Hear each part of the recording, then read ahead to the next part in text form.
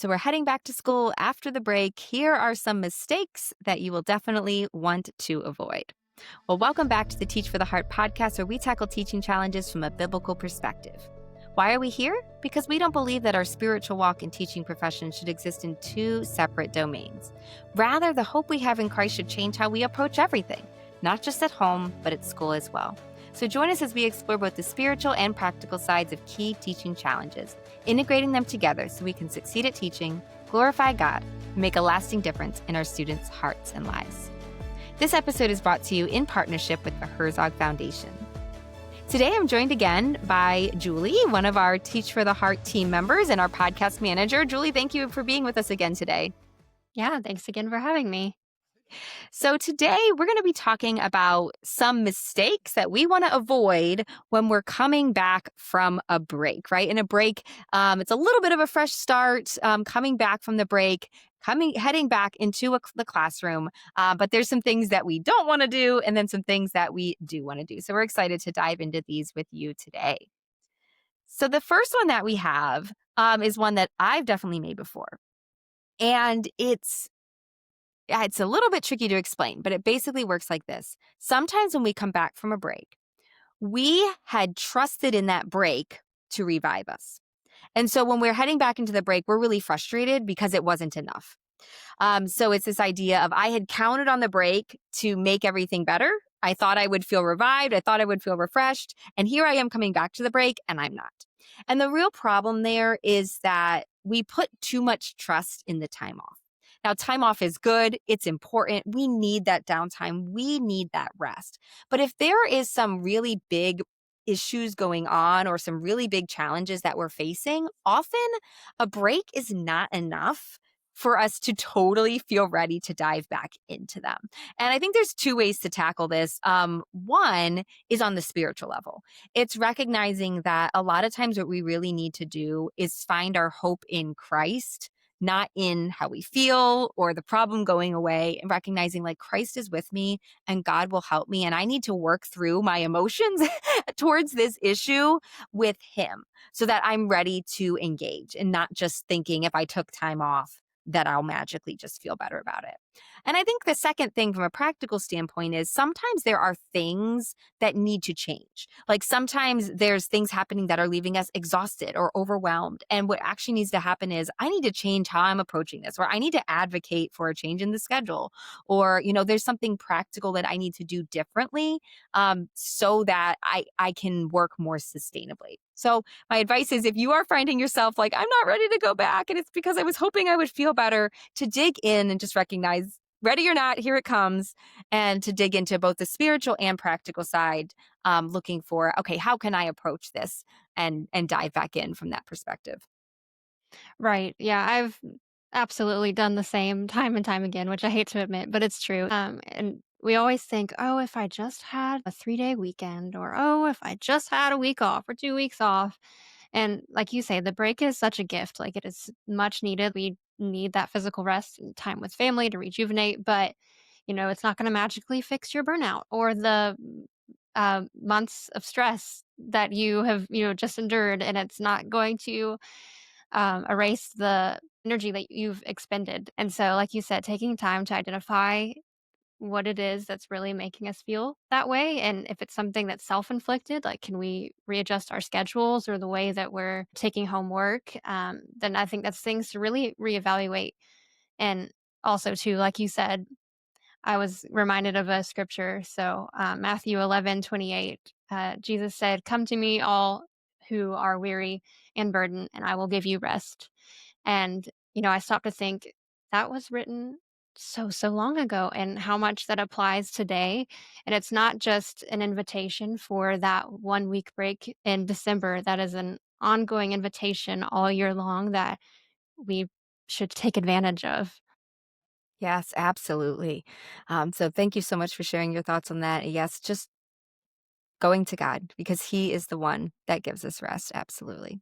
So, number one mistake, trusting in that break to revive us. It's often not going to be enough. Number two mistake is not taking the opportunity to make changes. Now, what kind of change you might want to make totally depends. And I'm not saying that you have to make a change every time you come back from the break. But what I am saying is if there are things that you've been wanting to change or that need to change, the break provides a really good opportunity for a little bit of a fresh start to make them. I'm talking about all kinds of different things. It could be a classroom management issue in your class that you're like, okay, we kind of need to address this. We need to change the expectation or change how we're handling this. It could be something in your class structure. Man, this hasn't been working. I want to remake this procedure or remake, how I teach the math class or stop doing it this way. It could be something in your own schedule. Man, I need to, take a fresh look at how I'm organizing my time and try something different. It's anything. So I'm not saying once again that you have to make a change, every new year or every time you have a spring break or whatever it is. But I think it's a mistake for us not to at least ask ourselves, hey, is there something that I should change? Because while we can make a change anytime, those coming back from a break just is a little bit easier to reset, to create a fresh start. It's that opportunity, and we don't want to neglect it because we didn't even consider it. Right. And yeah, I think a break absolutely lends itself to the perfect time to reset and relook at, what was not going great before and what can I change. After Christmas, I was like, I really need to come up with something to keep my students from putting like gum wrappers in my sinks. So I taught science. So we had a big science lab. And I noticed as we got closer to Christmas, I'm like, why am I finding wrappers in my sinks? Maybe we need to relook at the procedures or, is gum allowed? Or is that something we're going to do in class? And then reminding them, which, they knew, but I'm reminding them gently, like, hey, we have three trash cans you could choose from in this corner, or this corner. And so something even as simple as that, I feel like made such a big difference in the second half of the year. And I wasn't getting annoyed and frustrated every time that came up because it came up way less because we addressed it and we went back and fixed things that we may have neglected before the break. Yeah, and it brings up a great point of just if you're like, I don't know what to change, just ask yourself, what's been bugging me? What's something that's really been causing an issue or causing chaos? And that's a great problem to figure out. Okay, what could we do differently? Love that. This episode is brought to you in partnership with the Herzog Foundation. And I have to tell you, I just went to a Herzog event last week, and it was just amazing to see how much God is doing in education at large, but specifically at the Herzog Foundation. They are really pouring into particularly Christian schools in an incredible way. And if you're teaching at a Christian school, you should definitely be checking them out. In particular, take a look at their amazing lineup of free trainings. I mean, even lodging and meals are included for free. So you definitely don't want to miss that. Another resource that everyone can enjoy no matter where you teach is their Faith and Freedom 250 video series, which tells stories of faith, sacrifice, and courage from America's history. So please check out these and so many more resources at herzogfoundation.com. That's herzogfoundation.com. Now back to our conversation. So that's number 2 mistake. Number 3 mistake is overloading the first week back. Sometimes we are heading back into that first week back and we're like, okay, we're going to get back on track and I'm going to do this and this and this and this.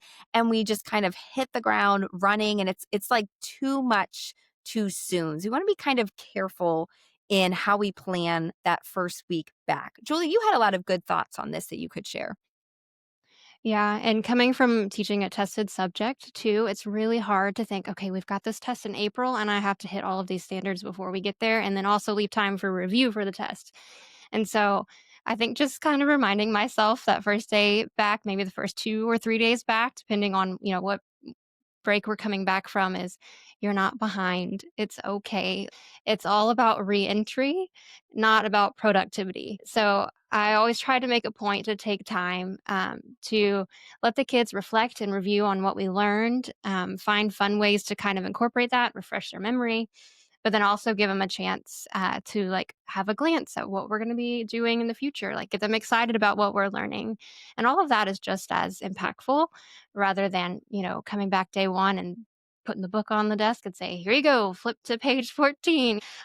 So I feel like just reminding yourself that you're not behind. It's okay. You're going to get to those standards. Just take time to reconnect with your students. It's going to be okay. Yes, and just yeah, I think sometimes we can get frantic and hurried um and that's not we don't need to do that, especially on that first day back. So the next one we have is failing to revisit classroom procedures and expectations. And this I think is particularly relevant over a longer break like Christmas break where it's been a little while and also where honestly the week or two leading up to it things probably started to get a little crazy because everyone is just like so excited for the break. So we're coming back it's a really good time to revisit expectations, repractice procedures. And that also ties back into what we were saying about not overloading those first weeks back, because it's like you do need to take some time to reteach procedures, re-talk about what to expect. And once again, that's an investment of time that's going to way pay off in being able to, learn the whole rest of the semester. So yeah, taking that time to I wouldn't take as much time as I did the beginning of the year, but taking a little bit of time to remind everybody the expectations, work on procedures if the ones that you need to, and just get things back where we want them to be, so that you can have a productive, next few months of learning. Mhm. And if you think about older students too, kids who have multiple class periods, every teacher's expectations are going to be a little bit different. Each room's procedures and routines are going to, vary differently. So just taking the time to remind them, hey, remember in math, this is how we do this thing. And I feel like, don't assume that they remember all of the rules and expectations, but I always like to give them the opportunity to. So, one fun thing that I had come up with was kids will do just about anything for a Jolly Rancher. And so I'd have my bucket of Jolly Ranchers and I would say, okay, think back to the first day of school. We went over rules, expectations, and then what we were going to learn for the year. And I said, if you could tell me something you remember from those slides, raise your hand. And it's amazing how many things that they did remember rules, procedures, and then subject content that we were going to, go over. And so I was like, it's interesting what you remember. And so the things that were not listed, I'd pull the slides back up and then go over those. And then, like we talked about, changing things. That might need to be readdressed. And so I'd usually create a new slide to tack on to that of any procedures that we were going to change. So, yeah, don't expect them to remember everything, but it doesn't hurt to give them the chance to because, you might be amazed of what they do end up remembering. I love that way of doing it. It's a good blend of pulling kids in and then giving the opportunity and then seeing what do I actually need to talk about because they they didn't remember that piece. That's really smart. So that's number 4. Number 5 mistake we don't want to make is neglecting relationships in the rush to get back on track. So this kind of falls into some of the same theme we were talking about before. We're kind of in a rush to get back going, get everything back on track, but recognizing that we're always wanting to build relationships. And particularly as we're coming back, this is a spot where we can take just a few moments to reconnect with our students to show them that we care. They just spent a lot of time with family and Lord willing, and so did we. And so that might be fresh on their mind. And so it just creates those opportunities to talk about that, to connect over things that aren't school related. And we don't want to miss that. Yeah. I mean, you hear all the time that students aren't going to learn from a teacher who they don't feel respects them. And so it's a very natural time to just build in that intentionality to reconnect with your students, and then ask about what's going on in their personal life and how their break was. Because I've found that all ages want to share. It's not just the kindergartners who want to raise their hand and have a fun story, but even, your older kids a lot of times want to share their experiences too. Um, and then I feel like one trap we can always avoid falling into, especially after Christmas break, is not asking, okay, what vacation did you go on? What gift did you get for Christmas? We know our students have, varying backgrounds. And not everyone's going to go on a vacation. Not everyone's going to get a Christmas gift. And so I feel like if we can find ways to ask maybe, who did you spend time with over break? Or what was the best part about not being at school? And, most of them will say sleeping in. So I feel like, being intentional with that time to reconnect and just be human and not be teacher and student, but just to you know, be human with one another, but also being cautious when it comes to what it is we're asking them to share with the class because not everyone's break experience is going to be the same. Not everyone's break was going to be really exciting either. Yeah, right. Picking a question that everyone can answer Mhm. in a way that's comfortable. I think that's a great thing to keep in mind.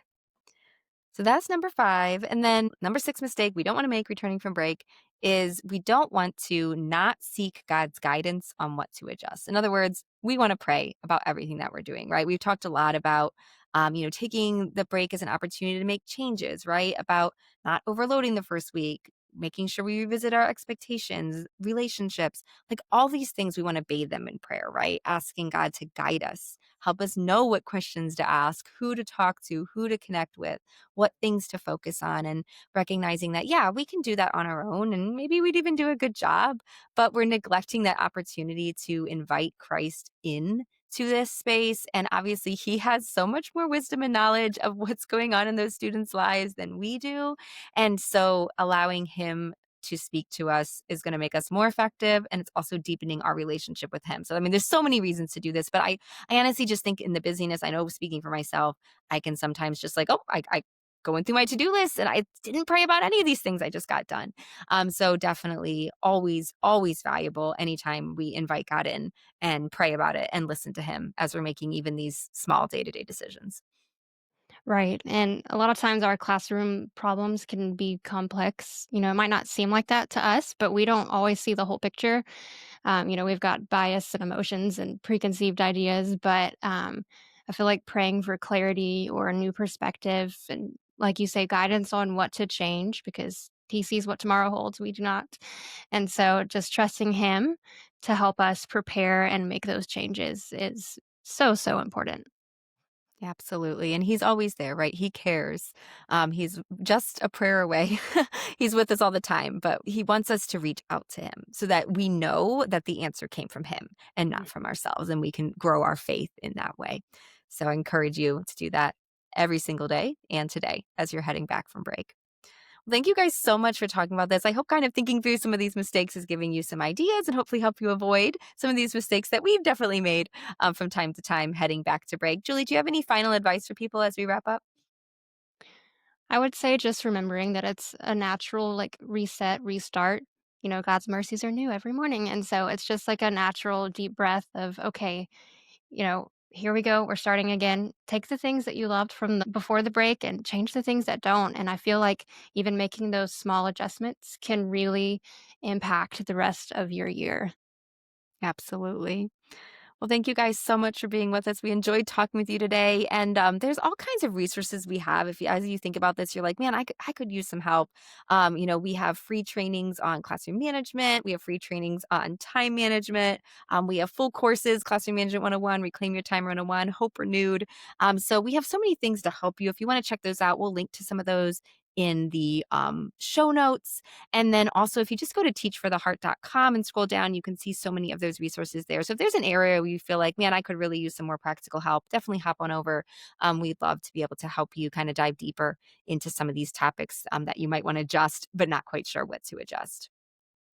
So thank you guys so much for being with us. This episode is brought to you in partnership with the Herzog Foundation. All views and opinions are our own and don't necessarily reflect those of the Herzog Foundation. If you enjoyed this episode, please do like, subscribe, share, comment, leave a review. All those things really do help us to reach more people. Well, we appreciate you being here and we look forward to being with you again soon. In the meantime, teacher, remember, God is at work in you and through you, and he's using you to make a difference. Keep your eyes on him and teach for the heart.